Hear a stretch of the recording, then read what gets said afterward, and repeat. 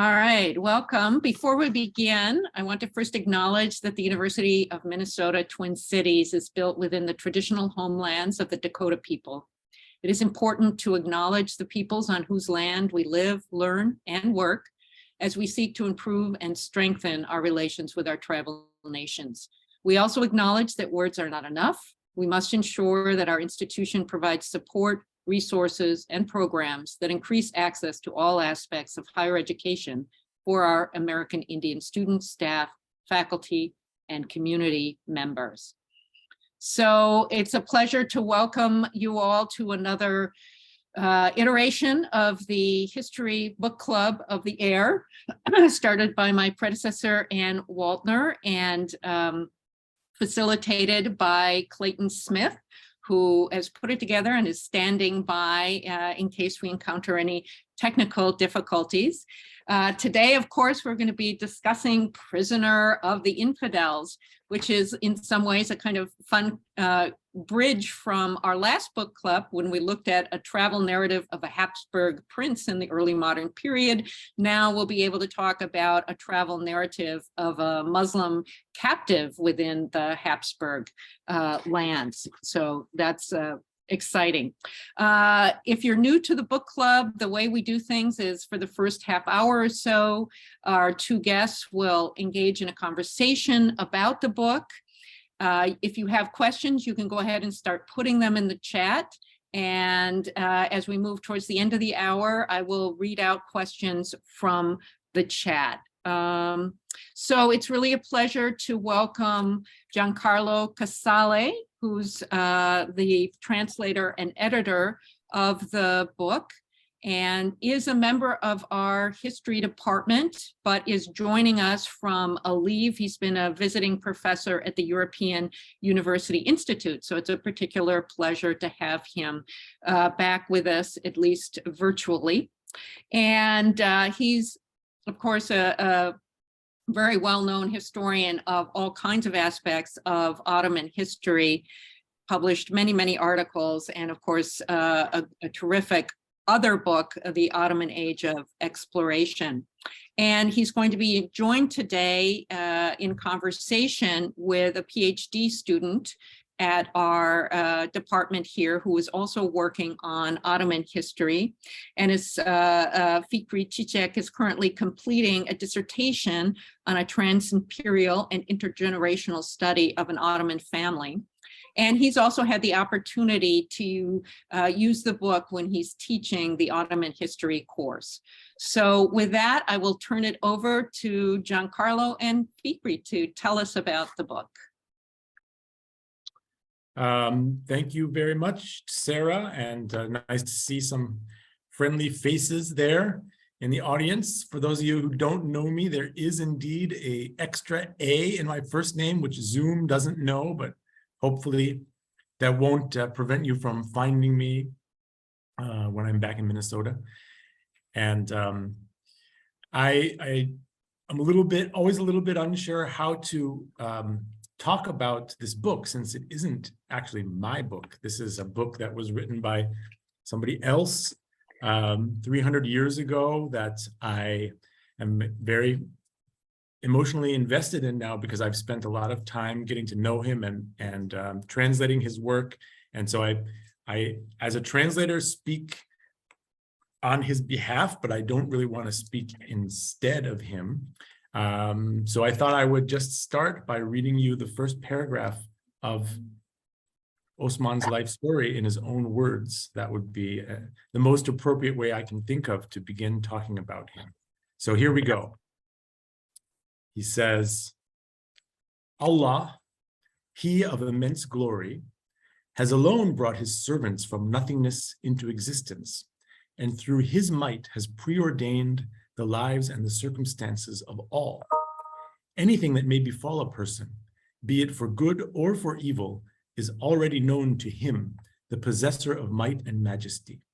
And so it is that I, a poor wretch from Timișoara, who fell into hopeless captivity in the hands of our enemies, now wish to reveal some of my secrets by relating in the form of a story a share of the many adventures that have befallen me. So this is the way that the book begins, and it's a very straightforward beginning. It might seem like the kind of thing that would even be a routine way for somebody to start a book about their lives. Except the fact is that before Osman, nobody had ever had the idea of writing a book about their own life in Ottoman Turkish.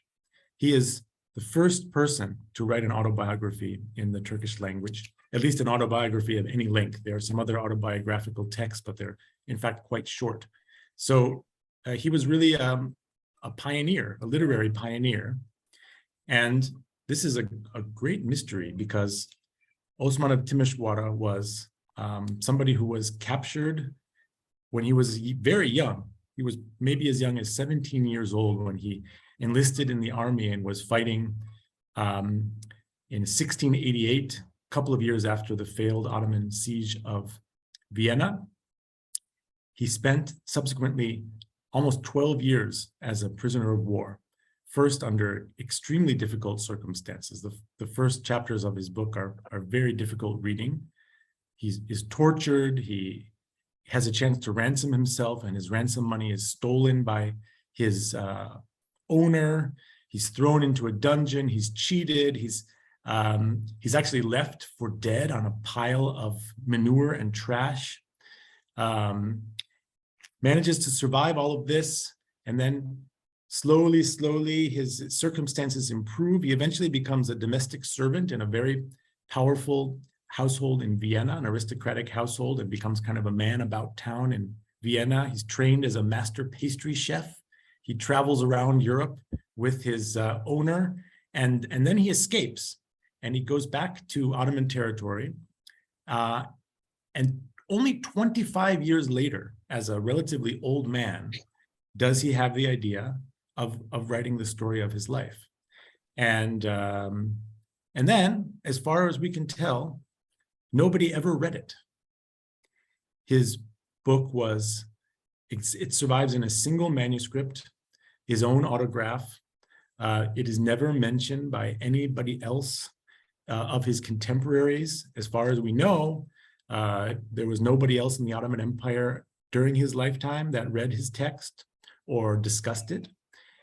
And it was rediscovered by an Austrian Orientalist at the end of the 19th century, and then sold as a part of a collection to the British Museum. And even then, it didn't really start to attract anybody's attention until the second half of the 20th century.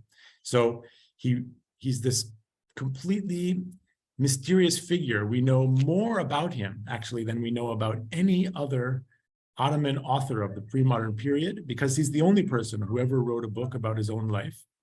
And yet, we also know almost nothing about him, because besides his own autograph, he's a complete mystery. So this is this enigmatic figure and this enigmatic text that I have been wrestling with and trying to translate and trying to make meaningful and accessible to an English-speaking audience for the first time. That one of my daughters is having some sort of a breakdown.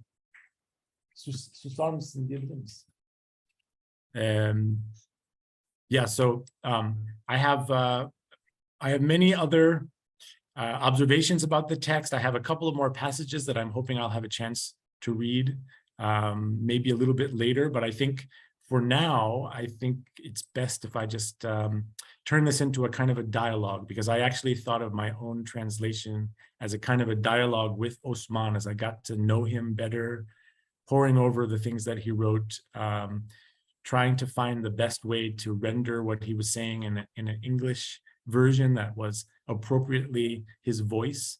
It really was a kind of a dialogue with him. And so maybe the best way to express my translation of the text is through a dialogue with you, Fikri. Yeah, thank you so much, Giancarlo. I'm really delighted and honored to be part of this talk and your award-winning translation of Osman Aga, which has been also selected by Times Literary Supplements as the books of the year in 2021. And I have been studying the history of Ottoman Empire for 16 years. And I believe my I have refined my familiarity with Ottoman historiography as time went by. And I would like to briefly share my observation, those who join up with us today, on the key characteristics of the Ottoman historiography, and then I will briefly discuss your intellectual pursuit, how your intellectual pursuit offers an alternative and innovative ways of constructing history of Ottoman world into the accessible, relevant, and interconnected narratives. And your long-standing Giancarlo's long-standing pursuit, I think, is a very self-evident in this translation. I hardly recommend you. You should read it. Though the scholarly verse on Ottoman history, It's only $14.95. Excellent deal. and yeah, though Ottoman scholarship has shifted its gear to the revisionist direction for last 3 decades, this scholarship still largely tends to remain impersonal, Istanbul-centric, and non-narrative. And the historians have produced dozens of wonderful, groundbreaking studies. As an expert, I love to read them. However, whenever I assign such scholarly works to my students in Ottoman Empire course, or those who are not necessarily an expert in this field, I became very hesitant. And I know my students would hardly enjoy reading such informative and impersonal examinations. And they tended to forget everything about those readings a day after the class. On the other hand, whenever I assigned the Giancarlo's writings to my students, they used to reach out to me personally or write it on their short papers about their fascination with Giancarlo's writing. The secret of this fascination, I believe, is related to the Giancarlo's historian's craft. And I believe Giancarlo is a very gifted scholar, very gifted storyteller. He integrates the personalities into his narratives and took place far beyond the imperial capital. And he tells us, and those who sailed to the Indian Ocean, stories of those who sailed to the Indian Ocean, or those who believe that the Americas first discovered by the Alexander the Great, or those who were taken captive in fluid borderland in the times of bloody wars between the Ottomans and Habsburgs. I personally also fascinated with his scholarship as his advising. And I perceive it as an antidote of those impersonal, capital-centric, and the informative traditions of Ottoman historiography. And his translation of Osman's memoir is just another example of the Giancarlo's intellectual pursuit, which led him to work on this complex autobiography on and off for a decade. I read this translation in the early days of Russian invasion of Ukraine. And immediately, it makes me feel, once again, the ramification of such brutal war on every single life, every family, every friendship, every memory, every city that wars fell apart. And it is not surprising to see many great novels about the wars and narrating the tragedy, survival, captivity, displacement, death of individuals in times of unnecessary wars. Osman's story is also war tragedy and transcends the two empires in early modern history.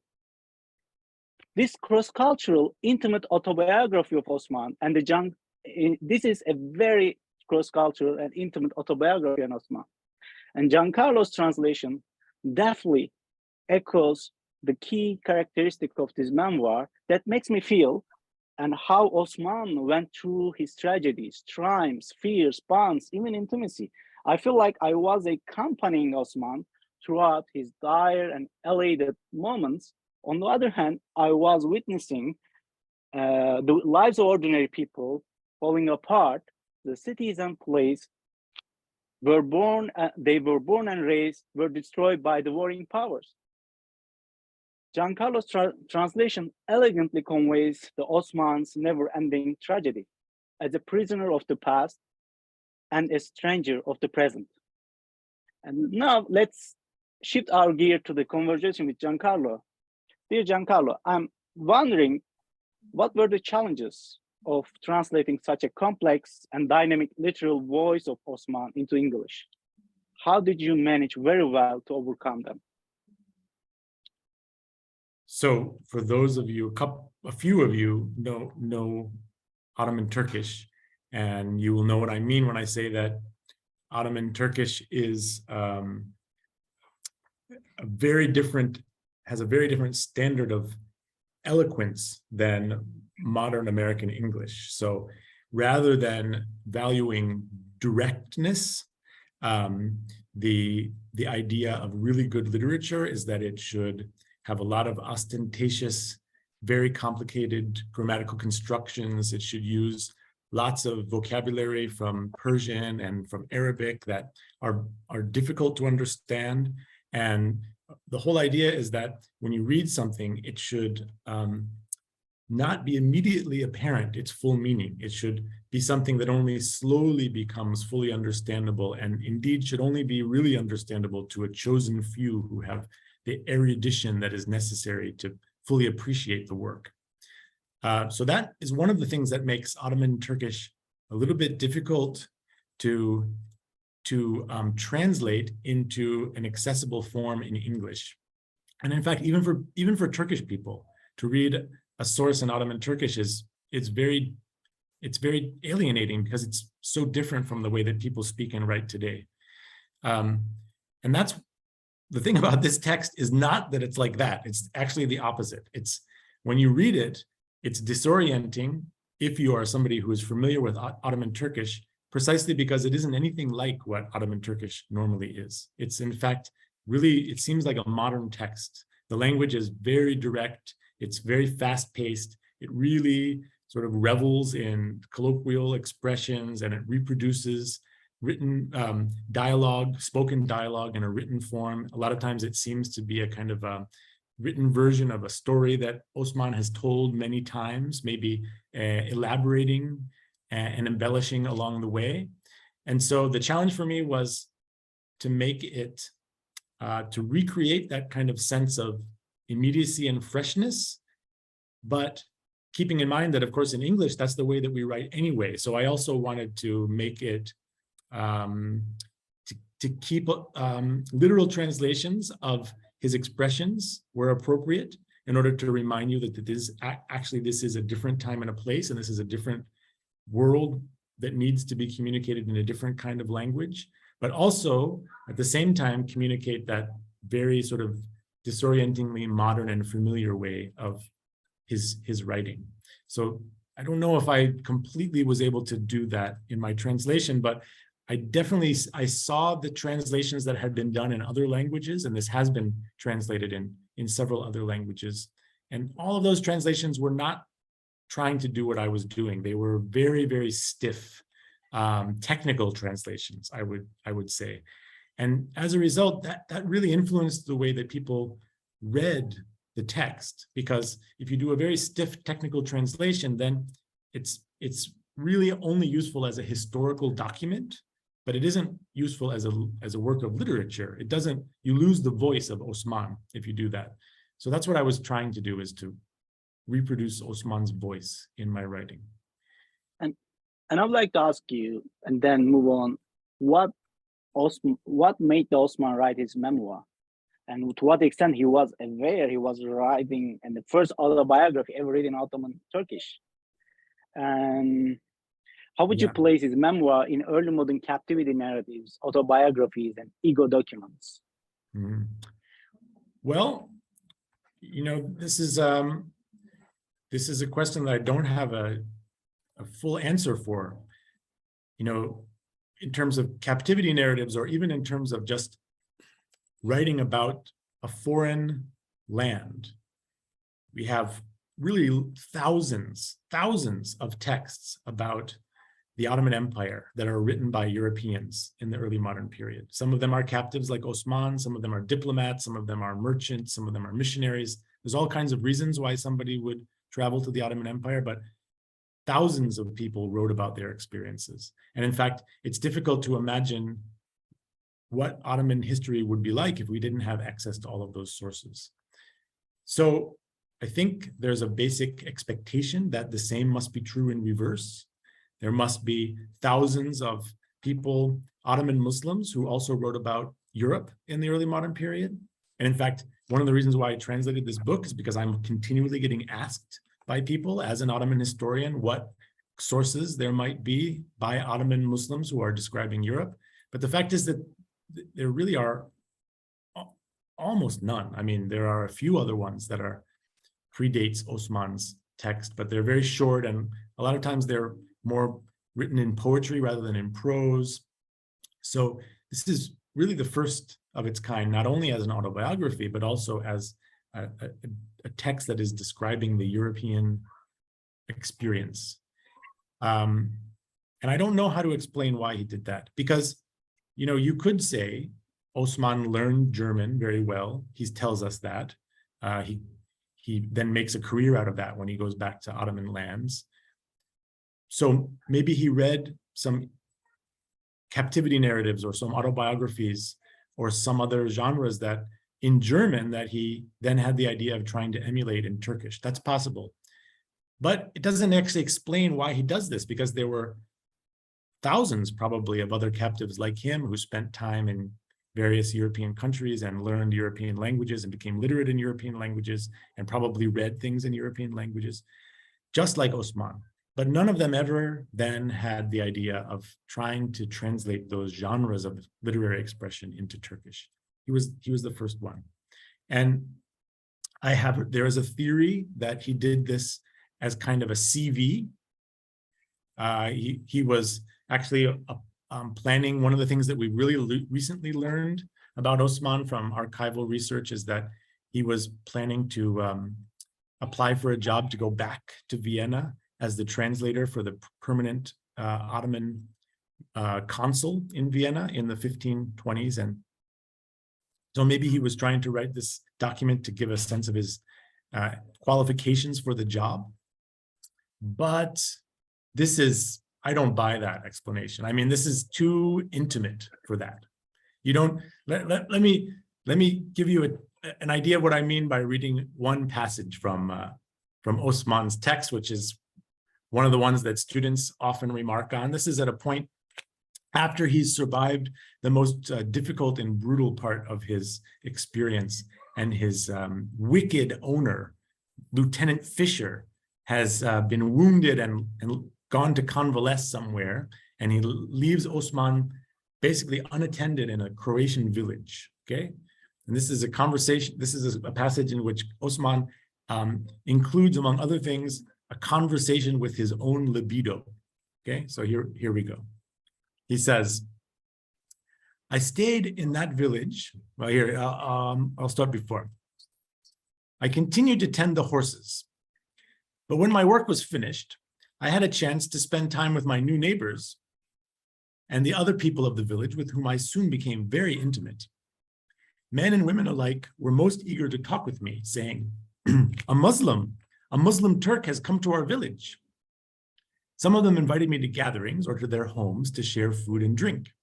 In addition, every day someone from the village would be charged with bringing me a meal to my lodgings, and whoever's turn it was, he would first come and ask, what would you like to eat?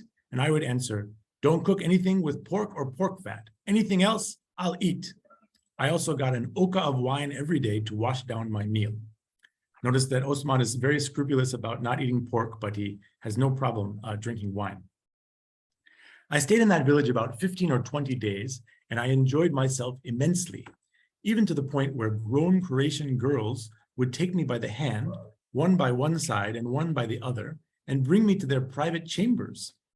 They would show me every attention, sitting alone with me for an hour or two in the greatest intimacy and suggesting songs for me to sing in the Muslim or the Bosnian style. At that time, I was myself still at a very tender age, having barely turned 18. And while I hardly counted as handsome, neither was I ugly, since every creature in his youth can claim some measure of beauty. At such a stage in life, and under such circumstances, it is no easy task to keep control of oneself when presented with such an opportunity. But the Almighty, exalted be his name, in his grace and his goodness, created me bashful, such that I let 1,000 perfect opportunities slip me by. And then, while reasoning with myself, my libido would scold me, saying, but the opportunity was right there for the taking. Those fresh young girls were right next to you, and you knew how eager and willing they were.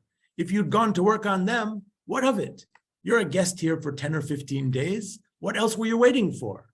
And with such thoughts, I would be overcome with regret.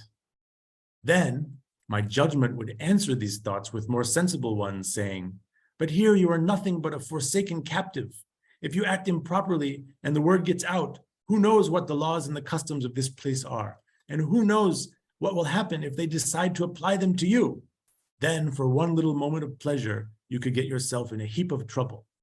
And what if you spread your seed and leave someone with child? Then what? And so with such thoughts, together with my aforementioned bashfulness, I held myself back, and 1,000 opportunities passed me by. So this is just not the kind of thing that you write because you're trying to apply for a job. There's something else. There's something else going there. And I can't actually fully explain. I can't fully explain what is the impulse for him to write his life story in such intimate detail. And there are other passages. I mean, this is one of a whole series of erotic passages that are actually parallel in structure. And one of them is with a young boy, and it's always the same. He's tempted, and then he resists, and then the opportunity passes him by. But there are other kinds of intimate experiences that he relates. And then combined with the fact that he doesn't ever dedicate the book to anybody, we don't know exactly who he's writing to. It sort of leaves us really without any very clear answer about what is driving him to write the text. And his memoir is also characterized as very vivid, as you talk, like a vivid existence of linguistic, ethnic, religious, cultural, even sexual diversity in both Ottoman and Habsburg empires. What would you tell us about his selfhood in such trans-imperial diversity? Who are his infidels and his compatriots? How was his relation with both groups transformed as time went by? Yeah, so this is another one of the really interesting and subversive things about the text, is that, you know, the way that we traditionally understand captivity narratives, for example, is that captivity narratives are something that you write after you have been taken prisoner by the infidels, in order to reassure your readers that throughout you remained completely true to yourself and to your identity as a Christian. And that isn't what Osman does at all. At first, when you're reading the first chapters, it seems like that's what the story is. Seems like it will be a very one-dimensional story of survival in the face of brutality and remaining true to his one religion. But then they become quite a bit more complicated. He develops a very close and intimate, in a hierarchical way, relationship with his owner, and especially with his owner's wife. Eventually, when he escapes, he decides that the only way that he can make it is if he pretends to convert. He's resisted converting all the way through his captivity, but then he decides that he has to pretend to convert and to dress like a German. And then he's finally about to cross the border back into Ottoman territory. It's the most dangerous moment of his trip, and he is racked by guilt because he has actually abandoned his mistress, his master's wife, and he feels deeply conflicted about that. And then he has a dream. The dream is that he's scampering up the mountain of Karlowitz, which is the new border between the Ottoman and the Habsburg land. And he's being hounded by dogs. So he's scampering up the mountain, and dogs are chasing him at his heels. And then he finally makes it up to the top of the mountain, and there's a palace at the top of the mountain. And he goes inside the palace, and there is his mistress, the woman who owns him. And she turns to him and she says, "Oh, Osman, don't worry. I'm very happy to see you too." And then he wakes up, and he knows from this dream that she's still watching over him, even though he has abandoned her, and that she has forgiven him. And so he will be able to make the trip safely. And then when he does make the trip safely, he's finally able to cross the border, and he has this imagined, long anticipated moment where he finds himself in his own country. And I won't spoil the ending, but it turns out it's a sham. The border is a sham. The solidarity that he's expecting to experience from his fellow Muslims is a sham. And the only moment that he experiences a really joyful reunion is actually many years later when, as a diplomat, he's sent back across the border and he meets the same general who was hunting him when he was trying to escape. And he's so happy to see him. He says, "Oh, Osman, you look so great with that beard. I missed you so much. I know that we're going to be able to work out an agreement now because my old friend is here who I trust." And he treats him as an honored guest. He hugs him, he holds his hand, and he won't let his hand go. It's actually the only moment of genuine affection that he experiences at any point after his escape. So the whole story is completely constructed to really undermine this very simple idea of a person who is true to himself. He's really asking the question, how can you ever really return to the person that you were before after an experience like this? And how can you really know who is the infidel and who is the friend when you've had to change who you are through such an intense kind of an experience? And I would like to ask my final question before opening the floor. And the Osman literary career appears to align with the period of burgeoning interest of Ottoman imperial elites in the Occidental politics, warfare, culture, cuisine, society, race, and faith. And for instance, together with his memoir, Osman also penned Tarihi Nemce, which means a history of Austria, which is one of the earliest examples of the Ottoman chronicles, written in Turkish, on the Habsburg Empire, on any Western power, and covering the period of the reign of Charlemagne to the 1660s. On the other hand, the period of his enslavement and the diplomatic service in Vienna also overlapped with the period of emergence of intellectual exploration of the Oriental world among the Habsburg elites, and particularly the city of the Vienna, which the Ottomans notoriously failed to take over, and triggered the bloody wars between the Ottomans and Habsburg. Soon, the city of Vienna would become the hub of the Oriental studies. And what would you tell us about this period that led such mutual exploration of the infidel other between East and West? Okay, so that's a big question there. Part of me wants to just defer to Tuna Bey and wait for his future dissertation on Austrian Orientalism.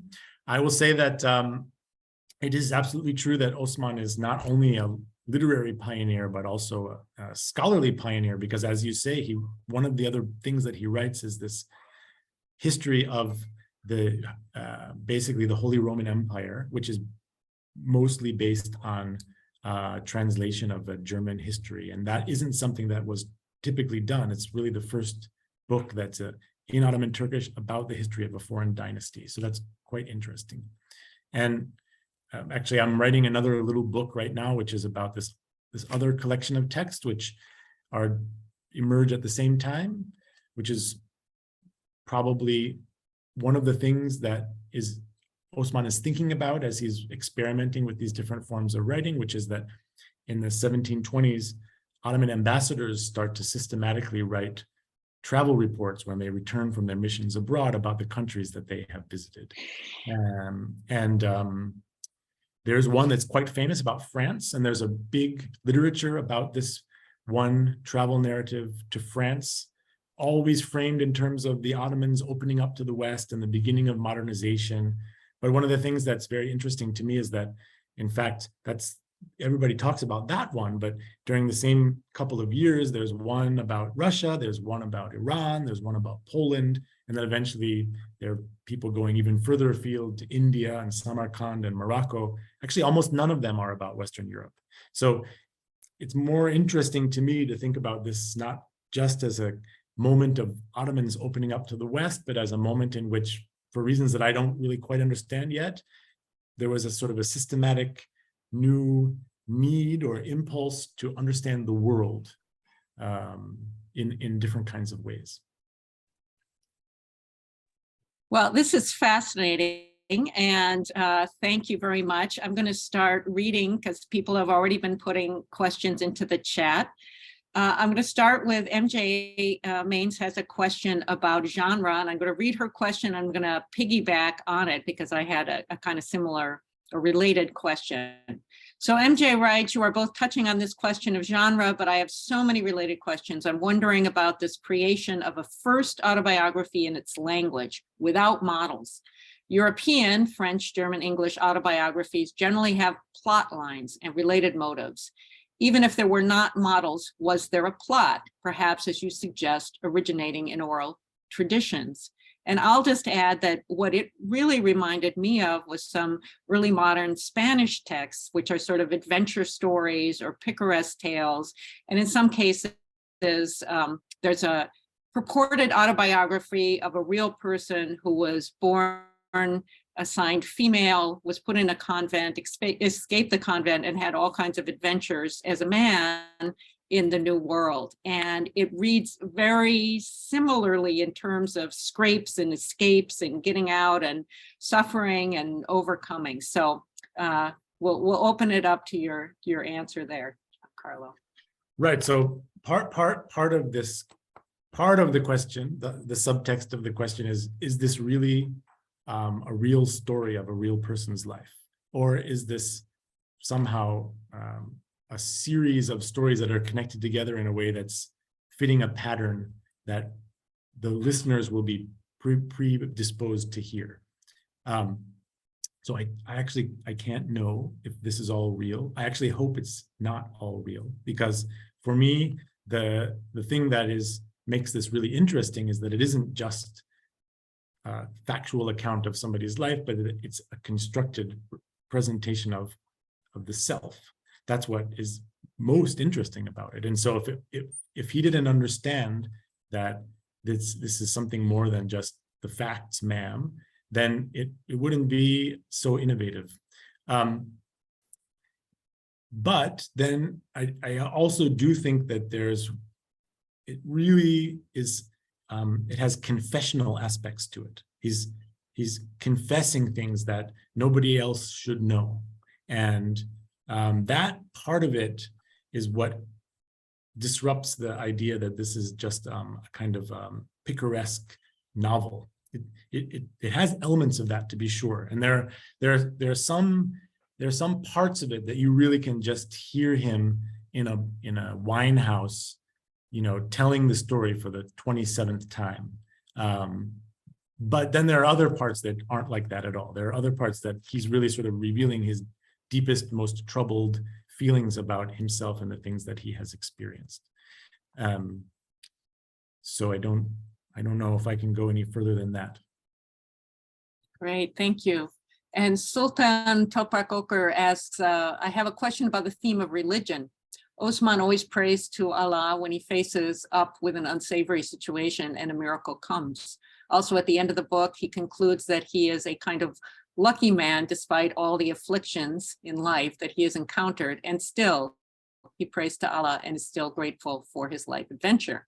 My question is, how do you approach his religious self? The cities he lived in, the people he interacted with were always changing, but he always tried to keep his faith in Allah. So I'm curious about your opinion about his religious self.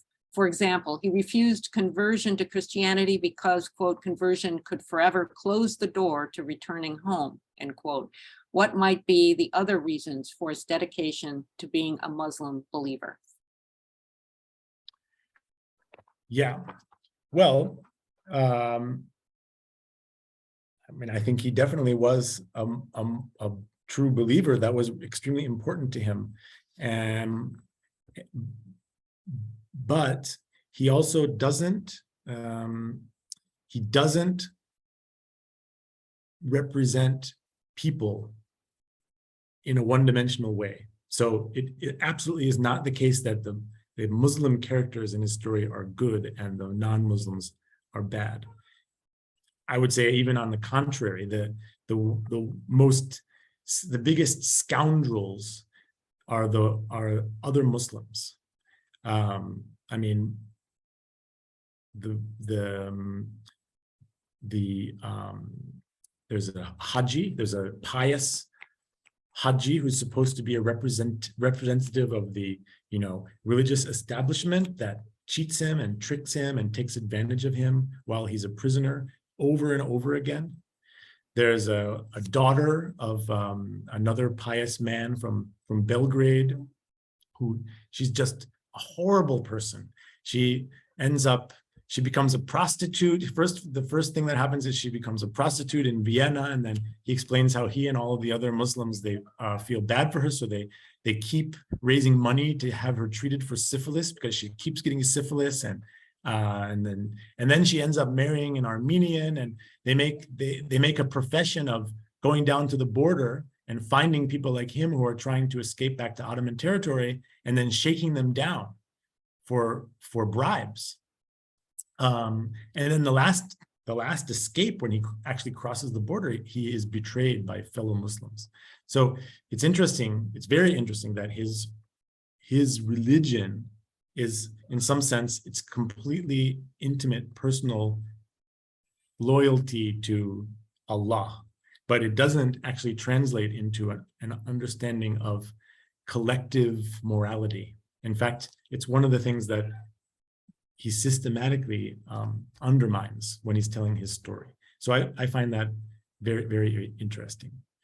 Another thing I'll say, since the Fatima of Belgrade, that woman that I was just speaking, this story he has so many female characters in there that are extremely complex characters. There's even one that is basically another version of him. So it's a woman who is captured at I think it's the siege of Budapest, and then she's extremely beautiful. So she's claimed by a soldier as his war prize, but then the general sees her and falls in love with her, and so demands her as his share as the commanding officer. The soldier refuses to give her up and eventually pulls out 2 pistols and shoots her twice, once in the head and once in the leg, so that nobody else can have her. She somehow survives being shot on the head. She gets sent to Alsace-Lorraine, where this general's home is, and lives with his mother while she's convalescing. And then she manages to escape.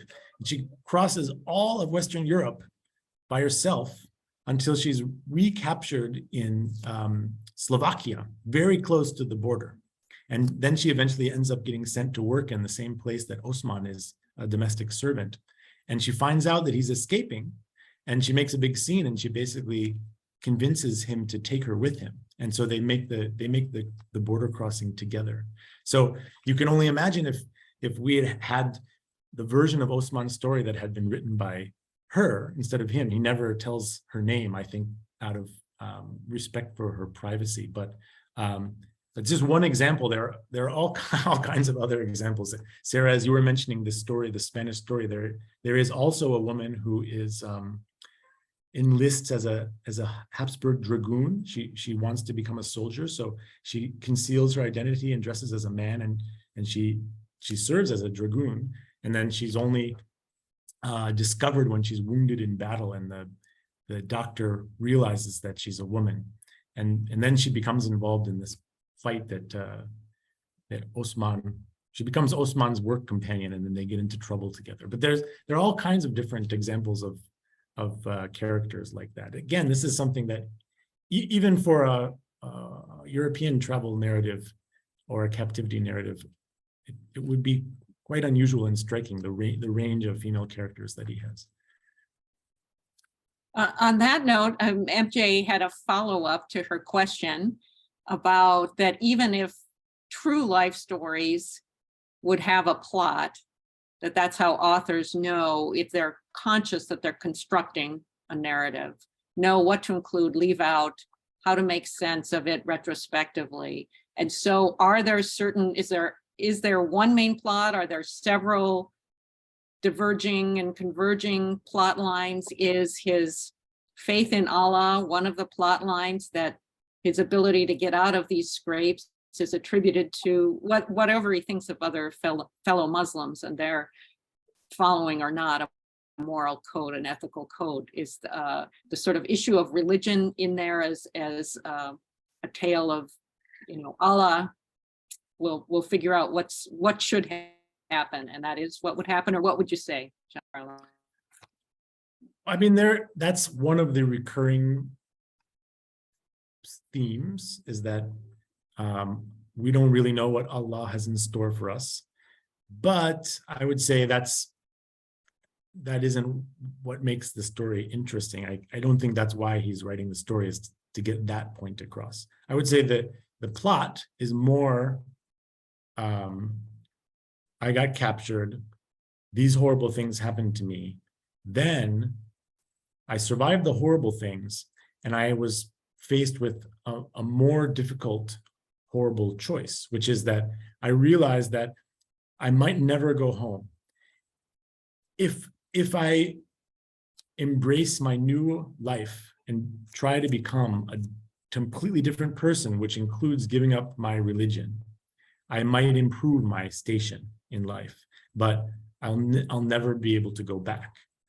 And all of the sexual encounters actually happen right then. They happen after he survives this sort of near-death experience, and then his material conditions of captivity improve. Then he has all these scenes in bed, because each time he's having this struggle with himself. Do I give in to this temptation, or do I resist? And it's not just the sexual temptation, it's the temptation to convert, it's the temptation to give up on the idea of ever going home. And he decides to keep true to himself. But then, when he eventually realizes that the only way that he can ever go home is to pretend to give up on, is to pretend to convert, then things become progressively more complicated. And you can sort of see as he gets closer and closer to the border, and then he crosses the border, the moral red line that he was following becomes blurred, and he can't really see it anymore. That's what's so fascinating about it. It doesn't go where you're expecting it to go.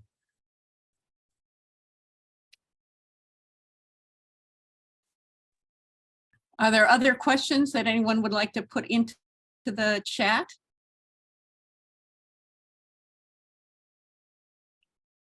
I don't know, Giancarlo, if you have a sense of, he doesn't talk in the book a lot about what happens to him when he returns, is sort of the gap between immediately returning and then writing the narrative. And you mentioned imagining him in a tavern, in a wine shop. You could definitely see sort of the raconteur there of, I think of the story where the bandits have captured him and taken his ransom money, and they're going to execute him. And it's just a series after series of, but wait, the sword is there ready to come down on his head. Wait, I think I hear my companions in the forest, and they're going to report on you. And he finally gets out of that. That seems something very fitting for that setting. But, I wonder too, he has a family. I wondered, is there any chance that he's sort of setting this down, that maybe his family has said, oh, you had such an interesting adventure and such an interesting life, and we would like to preserve this, or something. Yeah, do you have any clues about that kind of? It's possible. I mean, it would have been completely unheard of, but it's possible that is what he's doing. And that the story about the Hungarian bandits is actually one of the moments where, I mean, that's the Netflix episode is already written, basically. That's so cinematic and not fully believable for that reason. There's this point where he's tied, hands behind his back. The evil Hungarian has got the blade raised, and everybody else is around him saying, kill him, kill him. And then, that's the end of episode 3. And then you have to wait until episode 4 to see how he gets out of that one.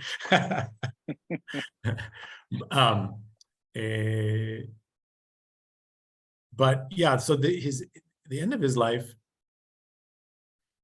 it's a tragedy, you know. He goes back to his hometown, and every single one of his relatives is dead.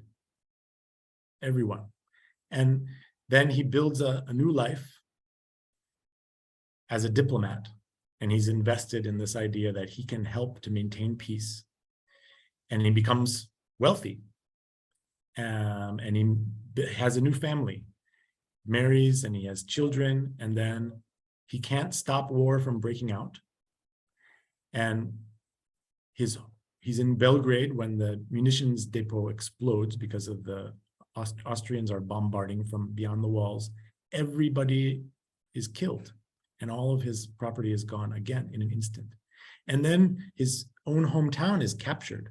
So when he goes, at the end of his story, he's in Istanbul and he's writing about his escape from the infidels, but actually his hometown is on the other side of the border at this point. So now he's on the wrong side of the border. He's in exile in the Ottoman Empire because his town is on the other side. So it's a deep sense of loss and of being unable to return. Since we're close to the end, I'll just read the very last paragraph, since we started with the first paragraph.